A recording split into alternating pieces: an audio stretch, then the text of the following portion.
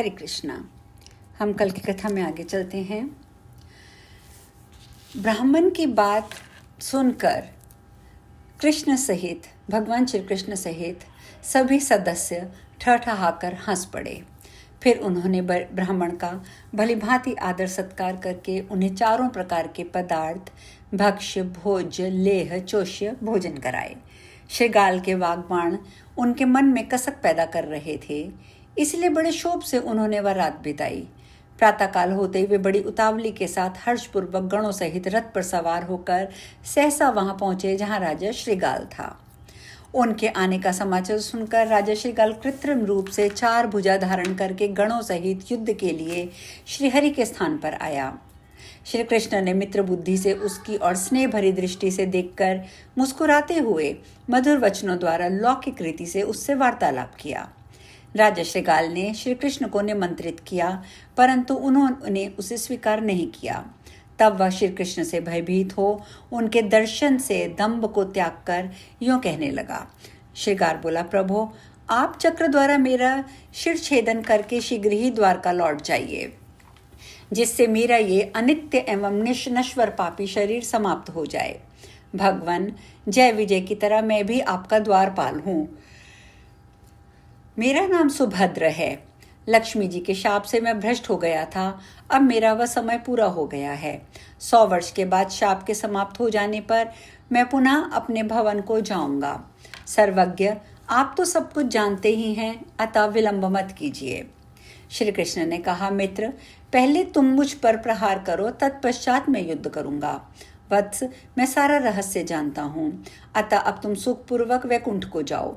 तब श्रीगाल ने माधव पर 10 बाणों से वार किया, किंतु वे काल रूपी बाण शीघ्र ही श्री कृष्ण को प्रणाम करके आकाश में विलीन हो गए। फिर राजा श्रीगाल ने प्रलयकालीन अग्नि की शिखा के समान चमकीली गदा फेंकी, परंतु वह तत्काल ही श्री कृष्ण के अंग स्पर्श मात्र से टूक टूक हो गई।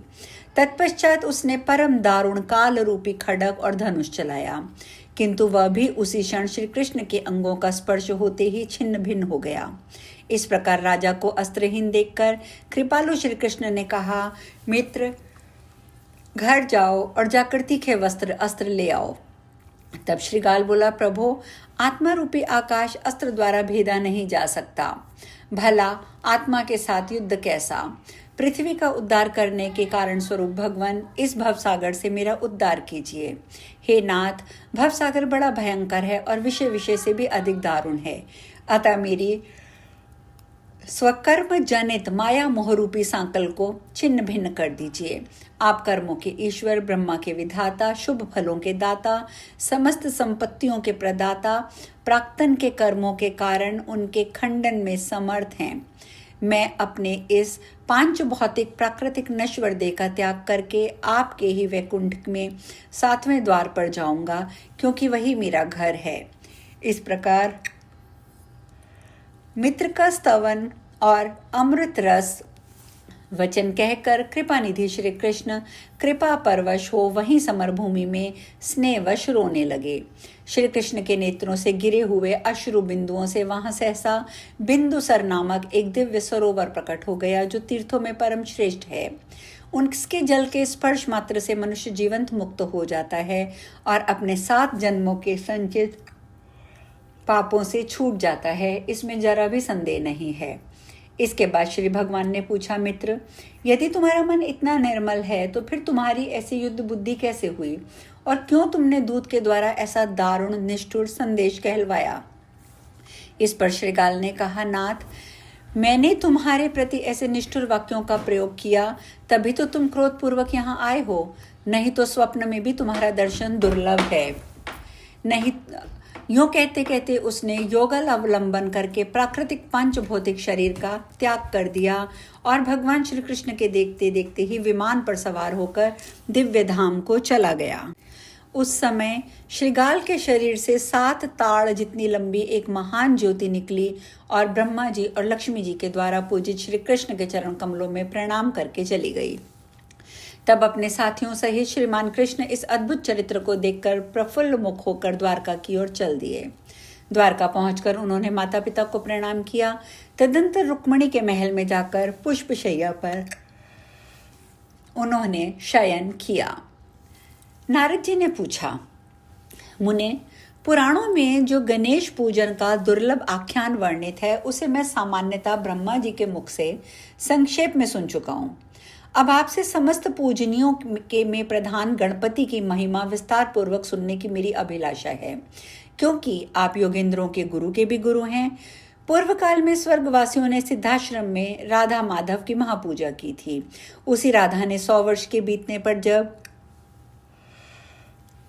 श्री दामा के शाप से निवृत्त हुआ, तब ब्रह्मा, विष्णु, शिव आदि सुरेंद्रों, नागराज, शेष और अन्यान्य बड़े बड़े नागों, भूतल पर बहुत से बलशाली नरेशों और असुरों, अन्यान्य महाबली गंधर्वों तथा राक्षसों के रहते हुए सर्वप्रथम गणेश की पूजा कैसे की? महाभाग, मैं ये वृतांत आपसे सुनना चाहता हूँ। नारायण मुनि कहते हैं, नारद, तीनों लोकों में पुण्यवती होने के कारण पृथ्वी धन्य एवं मान्य है। उस पृथ्वी पर भारतवर्ष कर्मों का शुभ फल देने वाला है। उस पुण्य क्षेत्र भारत में सिद्धाश्रम नामक एक महान पुण्यमय शुभ क्षेत्र है, जो धन्य, यश्य, पूज्य और मोक्ष प्रदाता है। भगवान सनत कुमार वहीं सिद्ध हुए थे। स्वयं ब्रह्मा जी ने भी वहीं तपस्या करके सिद्धि प्राप्त की थी। योगेंद्र, मुनेन्द्र, कपिल आदि सभी ने वहां पर सिद्धियां प्राप्त की हैं। इसी कारण उसे सिद्धाश्रम कहते हैं। वह सभी के लिए दुर्लभ है। मुने, वहां गणेश नित्य निवास करते हैं। वहां गणेश की पूजा अमूल्य रत्नों की बनी हुई एक सुंदर प्रतिमा है, जिसकी वैशाखी पूर्णिमा के दिन सभी देवता, नाग, मनुष्य, दैत्य, गंधर्व, राक्षस, सिद्धेंद्र, मुनेन्द्र, योगेंद्र, सनक आदि महर्षि पूजा करते हैं। इस अवसर पर वहां पार्वती के साथ कल्याणकारी शंभु, गणों सहित कार्तिकेय और प्रजापति ब्रह्मा पधारे। प्रधान नागों के साथ शेषनाग भी तुरंत वहां आ पहुंचे। फिर सभी देवता, मनु और मुनिगण भी वहां आए। सभी नरेश प्रसन्न मन से गणेश की पूजा करने के लिए वहां उपस्थित हुए। द्वारका वासियों के साथ भगवान श्री कृष्ण का भी वहां शुभागमन हुआ तथा गोकुल वासियों के साथ नंद भी पधारे। तदंतर सुरसिका, रासेश्वरी और श्री कृष्ण के प्राणों की अधिदेवता सुंदरी राधा भी 100 वर्ष व्यतीत हो जाने पर गोलोक वासिनी गोपी सखियों के साथ पधारी। वहां सुंदर दांतों वाली राधा ने भलीभांति स्नान करके शुद्ध हो धुली हुई साड़ी और कंचुकी धारण की। फिर भुवन पावनी कांता राधा ने अपने चरण कमलों का अच्छी तरीके से प्रक्षालन किया। तत्पश्चात वे निराहार रहकर इंद्रियों को काबू में करके मणिमंडप में गईं। वहां उन्होंने श्री कृष्ण प्राप्ति की कामना से उत्तम संकल्प कर का विधान करके भक्तिपूर्वक गंगा जल से गणेश को स्नान कराया। इसके बाद जो चारों वेदों, वसु और लोकों की माता, ज्ञानियों की पराजननी एवं बुद्धि रूपा हैं, वे भगवती राधा श्वेत पुष्प लेकर साम वेदोक्त प्रकार से अपने पुत्र भूत गणेश का यूं ध्यान करने लगीं।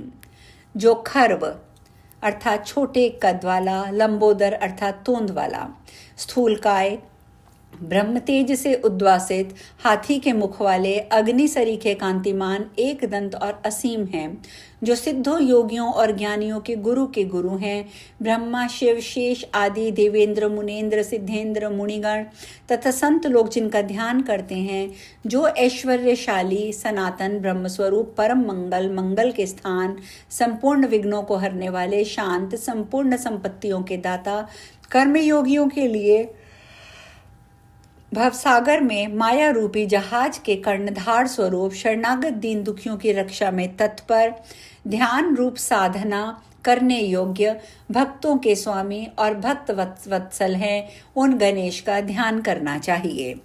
इस प्रकार ध्यान करके सती राधा ने उस पुष्प को अपने मस्तक पर रखकर पुनः सर्वांगों को शुद्ध करने वाले वेदोक्त न्यास किया। तत्पश्चात उसी शुभ फलदायक ध्यान द्वारा पुनः ध्यान करके राधा ने उन लंबोदर के चरणों में पुष्पांजलि समर्पित की। फिर गोलोकवासिनी स्वयं श्री राधिका जी ने सुगंधित, सुशीतल तीर्थ जल, दुर्वा, चावल, श्वेत पुष्प, सुगंधित केसरयुक्त चंदन, कस्तूरी, सुगंधित पुष्प, शुक्ल पुष्प, सुगंध युक्त उत्तम धूप, धृत दीपक, सुस्वादु रमणीय नैवेद्य, चतुर्विध अन्न, सुपक्व फल, भांति भांति के लड्डू, रमणीय सुस्वादु पिष्टक, विविध प्रकार के व्यंजन, अमूल्य रत्न निर्मित सिंहासन, सुंदर वस्त्र, पर मधुपर्क, सुवासित शीतल पवित्र तीर्थ जल, तांबूल, अमूल्य श्वेत चंवर, मणि, मुक्ता, हीरा से सुसज्जित सुंदर सूक्ष्म वस्त्र द्वारा सुशोभित शैया, सवत्सा, कामधेनु गौ, पुष्पांजलि अर्पण करके अत्यंत श्रद्धा के साथ षोडोपचार समर्पित किया। फिर कालिंदी कुलवासिनी राधा ने ओम गम गौम गणपते विघ्न विनाशिने स्वाहा गणेश के इस षोडाक्षर मंत्र का, जो श्रेष्ठ कल्प तरु के समान है, 1000 जप किया। इसके बाद वे भक्तिवंश कंधा नीचे करके नेत्रों से आंसू भरकर पुलकित शरीर से परम भक्ति के साथ स्तोत्र का स्तवन करने लगी। अब वो स्तोत्र क्या था, ये चर्चा हम कल करेंगे। आज यहीं विश्राम लेंगे। हरे कृष्णा।